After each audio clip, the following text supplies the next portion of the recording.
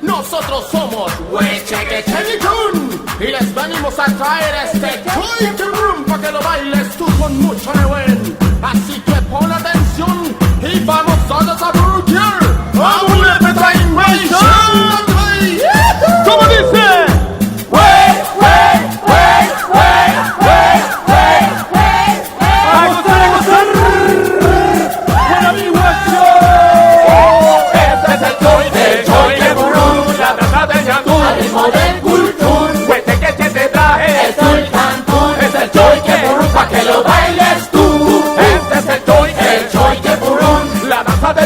Al ritmo del cultún, Wechequeche te trae, es el cantún, es el choiquepurún pa' que lo bailes tú. Se preparan los choiquepes con su vestimenta, se adornan con pluma y luego ellos entran. Se ponen su estrella y su cascahuilla, el que baila mejor deslumbra a la chiquilla. Que salgan los choiquepes cuando suene el cultún, bailando con fuerza y elegancia en el cabún. Choiquepes y toquidos son números pares, debe ser así porque los mapuches somos duales. Choiquepes danzando hacia la derecha purruqueando, junto con la tierra ellos van girando. Termina cada toquido y pasan al descanso. Como Dai se refresca la fuerza van renovando. Las estrellas se encuentran la pisada de Choy Game que te va a enseñar esta danza magistral. Una danza con fuerza para conquistar, así que aprenda a bailar con el buen ancestral. Desde el Choy Game, la danza del cantón, al ritmo del cultún, pues que te trae, es el cantón, es el Choy Game pa' que lo bailes tú.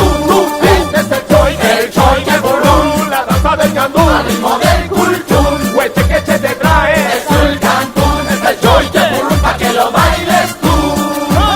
Vamos a enseñar unos pasos pa' que aprendan a bailar el choiquepurún. Todos los pichiqueche, Wechequeche, putaqueche, comen choiquepurún, moviendo la salida vamos todos girando, marcando el paso firme al cultún saludando, moviendo la cabeza y también bataleando, y todas las láminas batallil tucando, moviendo la salida vamos todos girando, marcando el paso firme al cultún saludando, moviendo la cabeza y también pataleando, y todas las láminas batallil tucando, alita pie derecho, alita pie izquierdo, moviendo